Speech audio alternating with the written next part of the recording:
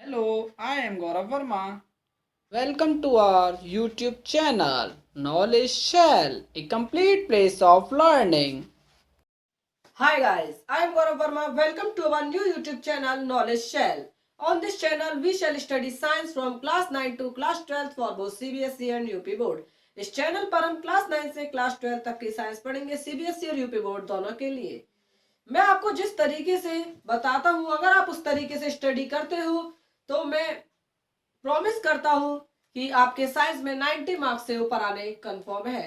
बिना time waste करते हुए let's start first chapter of this series which is strictly for class 10th students, heredity and evolution. किसी भी chapter को पढ़ने से पहले हमें उस चैप्टर के नाम को अच्छे से जान लेना चाहिए कि नाम हमसे कहना क्या चाहता है। हेरिडिटी एंड इवोल्यूशन, ये जो दो टर्म है आपने क्लास 7th 8th में कई बार पढ़े होंगे। आज हम इन टर्म का मीनिंग क्लियर करते हैं। हेरिडिटी, हेरिडिटी क्या है? हेरिडिटी एक घटना है, पेरेंट्स से प्रोजेनी में कैरेक्टर के ट्रांसफर होने की जो घटना हुई उसे हम क्या करें, हेरिडिटी कह रहे हैं। एंड इवोल्यूशन, इवोल्यूशन क्या चीज है? आप सभी को पता है कि हम सबके जो पूर्वज थे वो कौन थे? बंदर थे, मतलब कि बंदर जैसे। लेकिन इस समय के इंसानों को देखो और आप आजादी मानव को देखो तो उनमें बहुत ज्यादा अंतर है। तो वो जो अंतर आया वो कितने सालों में? लाखों सालों में आया। तो जिस प्रक्रिया के द्वारा, जिस प्रोसेस के द्वारा वो अंतर आया उसे क्या कहते हैं? इवोल्यूशन कहते हैं। हम इस चैप्टर के बारे में थोड़े बहुत इंट्रो देखते हैं। Reproductive processes give rise to new individual that are similar. Reproductive processes, reproduction की जो प्रक्रियाएं होती है, रिप्रोडक्शन हमारा कई टाइप का होता है। Sexual reproduction, asexual reproduction, vegetative reproduction, इनके भी सब टाइप्स होते हैं। तो reproductive processes give rise to new individual. Reproduction की प्रोसेस के बाद क्या होता है? एक न्यू इंडिविजुअल क्रिएट होता है, बनता है। दैट आर सिमिलर, जो न्यू इंडिविजुअल होगा वो और जो इंडिविजुअल होंगे उनके जैसा होगा, अपने पेरेंट्स के जैसा होगा, बट सबचुअली डिफरेंट। लेकिन अगर हम देखें तो उनके अंदर हल्का सा अंतर भी देखने को मिलता है। Some amount of variation is produce even during asexual reproduction. Asexual reproduction के अंदर भी वेरिएशन होती है। अगर हम बात करें एसेक्सुअल रिप्रोडक्शन क्या होता है, एसेक्सुअल रिप्रोडक्शन वो होता है जिसके अंदर केवल सिंगल इंडिविजुअल पार्टिसिपेट करता है, जिसमें गैमेट फॉर्मेशन नहीं होता है, तो उसके अंदर भी वेरिएशन आ रही है। जबकि हम देखें तो वेरिएशन एसेक्सुअल रिप्रोडक्शन में नहीं आनी चाहिए, लेकिन आती है। लेकिन बहुत ज्यादा कितने, थोड़ी सी आती है, सम अमाउंट में आती है। क्यों आती है इसे हम आगे देखेंगे। Number of successful variation are maximized by the process of sexual reproduction। Sexual reproduction के प्रोसेस में वेरिएशन काफी ज्यादा आ जाती है। अगर हम देखें तो सेक्सुअल रिप्रोडक्शन में दो इंडिविजुअल होते हैं, उन दोनों का जीनेटिक मटेरियल जो है वो कॉम्बाइन होता है और मिलकर के एक नए, मतलब रिप्रोडक्शन के दौरान जो हमारा ऑफस्प्रिंग बनेगा उसके जेनेटिक मटेरियल में दोनों का जेनेटिक मटेरियल आएगा, दोनों से थोड़ा थोड़ा आएगा, तो दोनों के कैरेक्टर आ रहे हैं। इस वजह से वेरिएशन सेक्सुअल के अंदर ज्यादा देखने को मिलती है। Accumulation of variation during reproduction, reproduction की प्रोसेस के दौरान वेरिएशन का क्या होना? इकट्ठा होना, एक्यूमुलेट होना। एक्यूमुलेट का मतलब इकट्ठा होना, इकट्ठा होना। तो रिप्रोडक्शन की प्रोसेस के दौरान वेरिएशन का इकट्ठा होना। इनहेरिटेंस एंड हेरिडिटी, ये तो टर्म है, आपने कई बार सुने होंगे। इनके बीच क्या अंतर है आज हम ये जानेंगे। इनहेरिटेंस क्या है? The process by which genetic trait, genetic trait क्या होते हैं? वो कैरेक्टर जो हमारे जीन से कंट्रोल हो या जीन से लिंक्ड होते हैं, are passed from one generation to the next generation. एक जेनरेशन से दूसरी जेनरेशन में गए, जिस प्रोसेस के द्वारा ट्रेट गए उस प्रोसेस को हमने इनहेरिटेंस कहा। और हेरिडिटी क्या? It is the phenomenon of passing trait. Trait के पास होने की जो घटना हुई, पेरेंट्स से ऑफस्प्रिंग में क्या गए? ट्रेट गए। अभी जो घटना घटी, इस घटना को क्या कहते हैं? हेरिडिटी कहते हैं। अगर हम देखें तो पेरेंट्स ने रिप्रोडक्शन करा, रिप्रोडक्शन के बाद फर्स्ट जेनरेशन गई, तो फर्स्ट जेनरेशन के अंदर क्या क्या देखने को मिलेगा? बेसिक बॉडी डिजाइन कॉमन, उनका जो बॉडी डिजाइन है वो कैसा होगा? कॉमन होगा। अगर हम एग्जांपल देखें, एक मेल है और एक फीमेल है। मेल और फीमेल अगर हम बनाए, ये मेल हो गया मान लो ह्यूमन मेल, ये ह्यूमन फीमेल, इन दोनों ने रिप्रोडक्शन करा और इनका ये क्या बना, एक बेबी बना, ऑफस्प्रिंग इनके। तो अगर हम देखें तो बेबी के भी 2 हाथ, पेरेंट्स के भी 2 हाथ है, 2 पैर है, आंख भी देखें, उंगली अगर हम देखें तो 5-5 हमारे प्रत्येक हाथ में होंगी, हाथ पैरों में भी होंगी। तो इससे क्या पता बेसिक बॉडी डिजाइन कैसा है, कॉमन है, एंड सब्चुअल चेंजेस तो थोड़े बहुत अंतर भी हमें देखने को मिलेंगे। जब फर्स्ट जेनरेशन रिप्रोडक्शन करेगी तो सेकंड जेनरेशन बनी, सेकंड जेनरेशन में क्या होगा, differences inherit from first generation, means first generation में जो अंतर आए वो अंतर भी सेकंड जेनरेशन में जाएंगे, एंड न्यू डिफरेंसेस और थोड़े बहुत नए अंतर भी हमें देखने को मिलेंगे। अभी अभी हमने देखा एक्यूमुलेशन ऑफ वेरिएशन के बारे में, अब हम इसके एग्जांपल्स देखते हैं जो कि एनसीईआरटी के अंदर हमारे बहुत अच्छी तरीके से समझाए गए हैं। ये एक ऑर्गेनिज्म है, ये एक जीव है, ये क्या करता है, रिप्रोडक्शन करता है, और रिप्रोडक्शन करके इसने दो हमारे ऑफस्प्रिंग बनाए।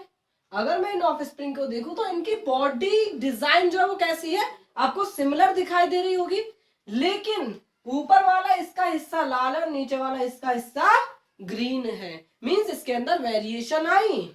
अब जब फर्स्ट जेनरेशन ने रिप्रोडक्शन करके सेकंड जेनरेशन बनाई तो बॉडी डिजाइन तो फिर भी सिमिलर रही। अब फर्स्ट जेनरेशन के अंदर जो वेरिएशन थी वो आपको सेकंड जेनरेशन में देखने को मिल रही है, और साथ ही साथ कुछ नई वेरिएशन भी देखने को मिल रही है। तो वेरिएशन क्या हुई, वेरिएशन इकट्ठा होती चली जा रही है, हम देख सकते हैं।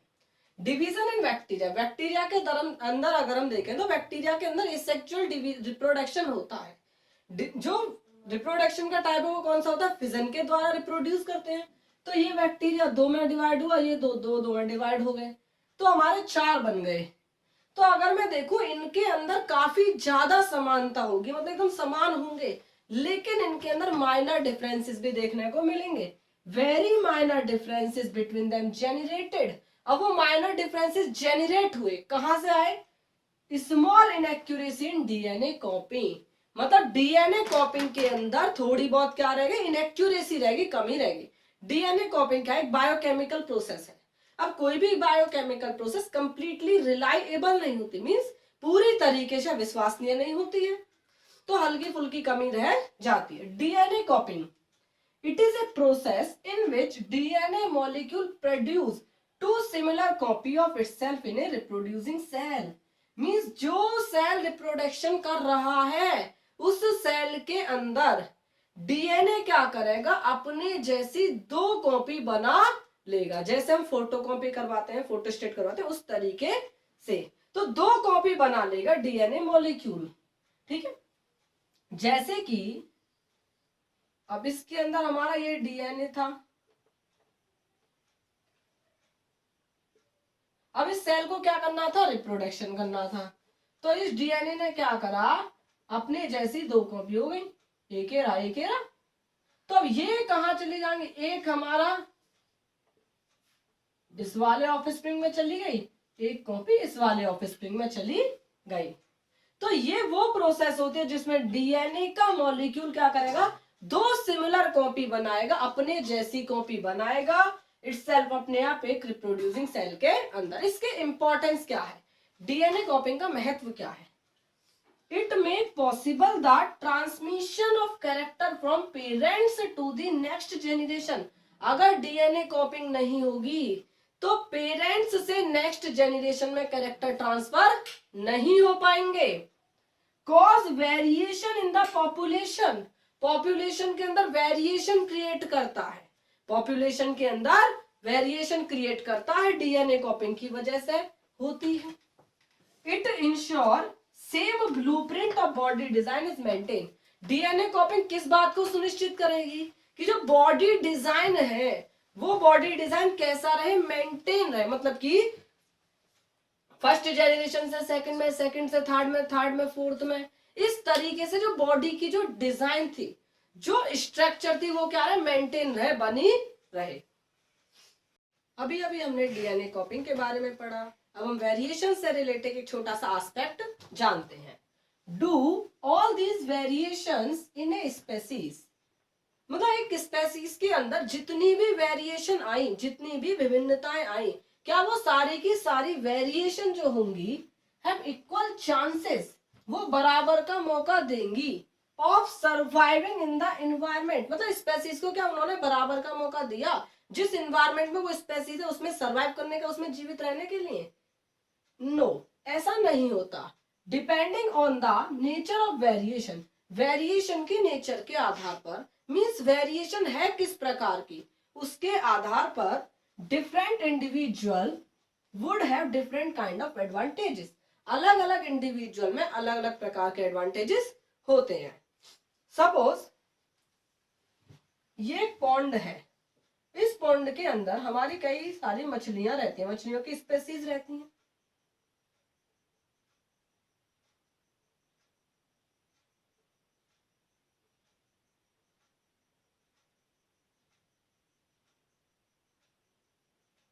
मान लीजिए रिप्रोडक्शन के दौरान एक मछली के अंदर क्या हुआ, वेरिएशन आ गई। वो वेरिएशन इस प्रकार की थी, उसने उस मछली को हीट के प्रति रेसिस्टेंट दे दिया, मतलब वो और ज्यादा हीट को, और ज्यादा टेम्परेचर को क्या करती थी, सहन कर सकती थी। अब मान लीजिए किसी कारणवश, सपोज करिए कोई ग्लोबल वार्मिंग के कारण, या फिर किसी फैक्ट्री वगैरह साइड में लगी इस पॉन्ड के, और वहां से गर्म पानी इसके तालाब के अंदर गिरने लगा, तो गर्म पानी गिरने से इस तालाब के टेम्परेचर क्या होगा, वो बढ़ जाएगा। तो जो मछली जिसके अंदर हीट रेसिस्टेंट था, मतलब हीट के प्रति जो रेसिस्टेंट थी, जो ज्यादा हीट को क्या कर सकती थी, झेल सकती थी, सहन कर सकती थी, वो तो बच जाएगी, बाकी सारी की सारी क्या हो जाएंगी, मर जाएंगी। तो ये हमारा क्या हुआ, वेरिएशन का एडवांटेज मिला उसको। एग्जाम्पल के लिए एक और देखें, bacteria that can withstand heat, जो बैक्टीरिया हीट को क्या कर सकता है, झेल सकता है, विदस्टैंड कर सकता है, वो अच्छे से सर्वाइव करेगा हीट वेव के अंदर। Selection of variant bye environmental factors, environmental factors के द्वारा क्या होना, वेरिएंट का सिलेक्शन होना। वेरिएंट जिनके अंदर वेरिएशन हुई उन्हें हमने वेरिएंट कहा।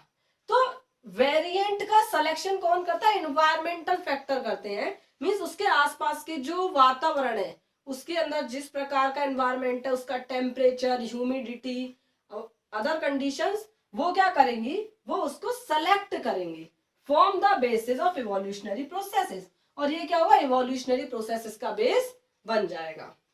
हमारा यह चैप्टर यहीं पर फिनिश होता है। हमारा नेक्स्ट चैप्टर एक्वायर्ड और इनहेरिटेड ट्रेट्स पर होगा, जो आपको नेक्स्ट वीडियो के अंदर मिलेगा। If you have any doubt related to this topic, you can ask me in comment box, I will definitely clear your doubt. अगर आपको यह वीडियो अच्छी लगी हो तो वीडियो को लाइक करें और चैनल को शेयर और सब्सक्राइब करें। Thank you.